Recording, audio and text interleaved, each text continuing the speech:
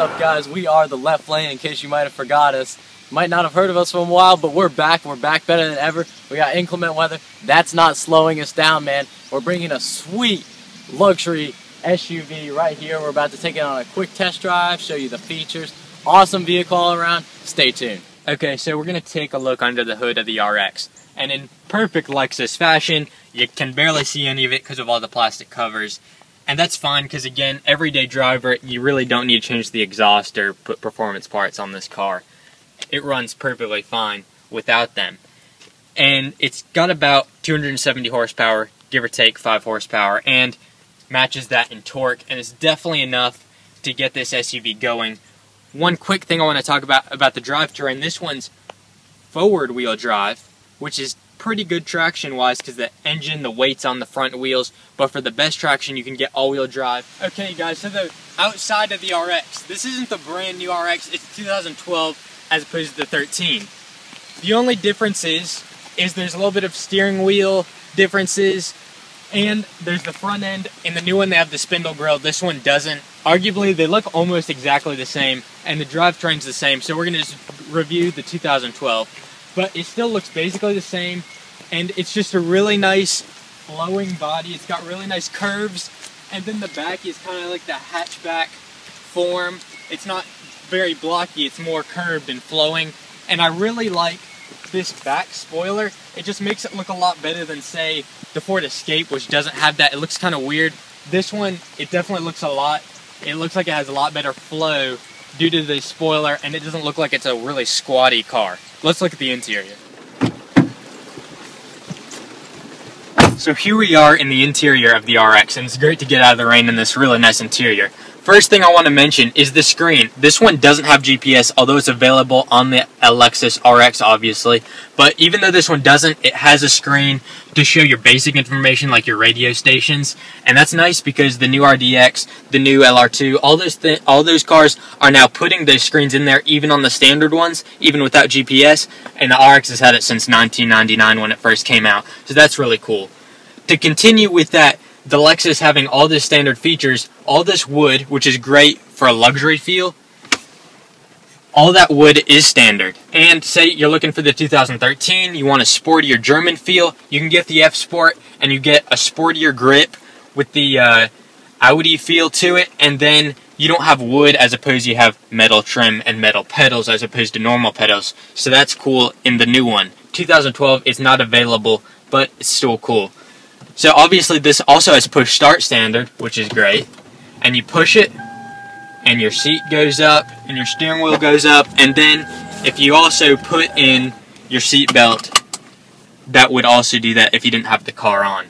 Also, if you look at the gauge is really nice, and it's got a nice blue glow to it, and I think that's really nice look to it.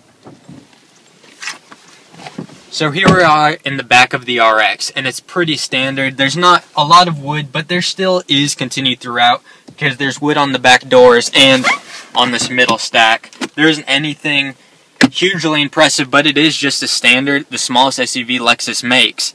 So it's not going to be S-Class territory back here. And one awesome thing is that standard, it has air vents in the back, which the RX lacked, or the RDX from Acura lacked, which was kind of weird. We found that weird for a luxury car. Glad that everything's here if you're paying $40,000. So we're at the back of the Lexus RX, and we already talked about how good it looks. But let's take a look at on the inside of the trunk. It's going to have a power tailgate, but you can always just lift it up like normal too if you really don't want the power tailgate. A nice thing is it's got this nice net, and there's plenty of space in here, and you also have this cover if you just bought some things and you want that covered up so people aren't looking in there. You can do that. You can also take this off, and say you want all the seats down, well, just like the Acura RDX, you pull some handles and they just go right down, so if you need to move furniture or a mattress or anything really big, you can do that. Let's take this thing for a drive because that's just great. Okay, so we're back inside the RX, and we're going to take it for a short drive to show you guys how it works. Push start, like I said before, and here we go. One feature that's standard on the RX, and a lot of non-luxury cars too, is flick shift. You flick it over, you want it to feel like a sports car, put in the higher RPMs, and shift. It's just best to put it in auto mode, obviously, though. It is just a Lexus RX. One thing that I really like is on the dials where the gauges are, there's a little eco light. And basically when you're driving economically, the eco light's on. When you're accelerating hard, like to merge into a lane or to change lanes, or if you're just accelerating hard just because you want to, that eco light's going to turn off, telling you, hey, if you want to get your full mile per gallon, you should slow it down a little bit, not accelerate so hard, maybe take it down 5 miles an hour, you know, whatever it is. One thing that I really like about the RX, and I really said it when we were talking about the interior, is everything's standard and everything is very luxurious, like the wood and the push start and the screen. Well, that continues with the ride. It's typical Lexus ride. It's very soft, very smooth. The steering's, you know, not very responsive, and it's kind of, there's not much feel. It's very numb steering, but that's okay because it's a Lexus and it's specifically geared to be an everyday driver. Something that you're going to enjoy taking 30 minutes to work, taking 15 minutes to work, you know, just doing anything you want to. Say you do like the German feel, like the X3, X5 territory, something in there. Well, you could always opt for the F Sport. I think the normal one's just as good though, and I think it's just better as an everyday driver.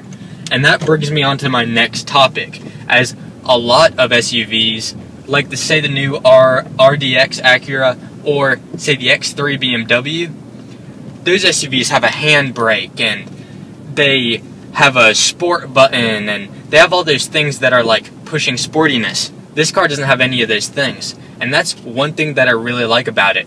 It doesn't have a confused personality. It doesn't think, oh, I'm an SUV, I want to have an off-road button, and a sport button, and a launch control button.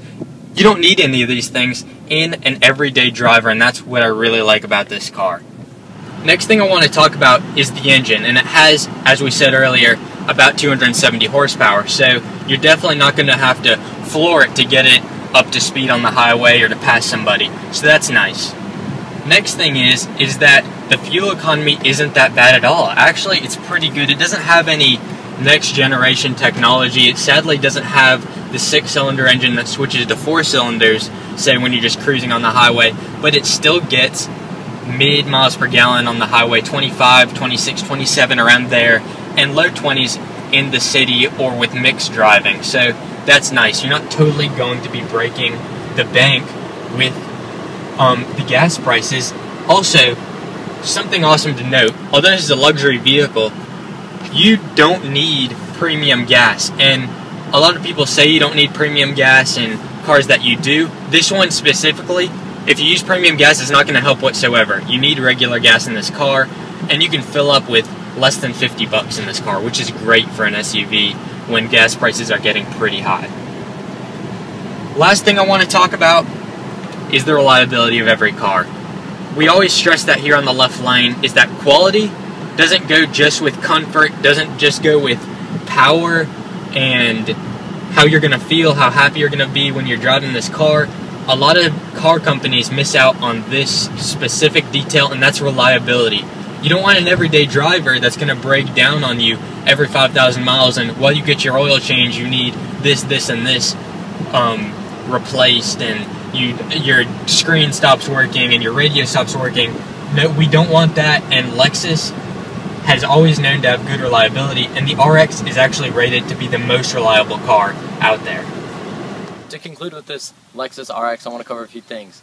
It's not going to be the best off-roader. If you want that, look towards Land Rover. It's not going to be the sportiest. If you want that, look towards BMW or Audi. However, Lexus has everyday quality that you can trust. It's a great, solid, reliable, luxurious SUV. Going to get you a lot of standard features that you wouldn't see in a BMW or Mercedes. It's a great car, and we think you should take a look at it.